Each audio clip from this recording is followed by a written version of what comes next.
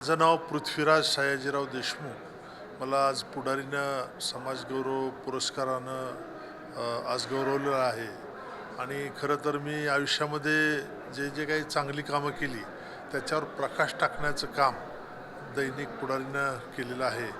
विशेष करून या पुरस्कारामधून मला समाजसेवेची काम करण्याची ऊर्जा 100% मिळाल्याशिवाय राहणार नाही आणि मी मनापासून आदरणीय प्रतापसिंह जाधव साहेब, योगेशजी जाधव साहेब यांना मी मनापासून धन्यवाद देतो आणि आभार मानतो।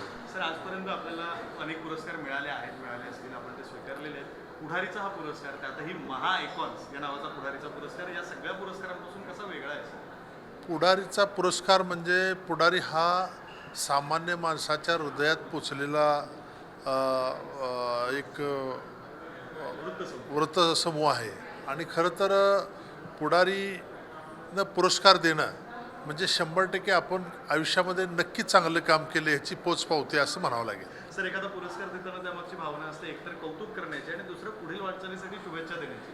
आता हा पुरस्कार स्वीकारल्यानंतर काय भावना आहे? जबाबदारी वाढली असं वाटतंय का आणि मग पुढची वाटचाल कशी असते? नाही, आता हा पुरस्कार मिळाल्यापासून एक नवीन कामाची अतिशय चांगली ऊर्जा या ठिकाणी मिळाली आणि 100% माझं वय आता 10 वर्षांनी कमी झाले आणि मला आता जास्त पळायचं आहे ही ऊर्जा या पुढारीच्या पुरस्काराच्या माध्यमातून मला मिळाली।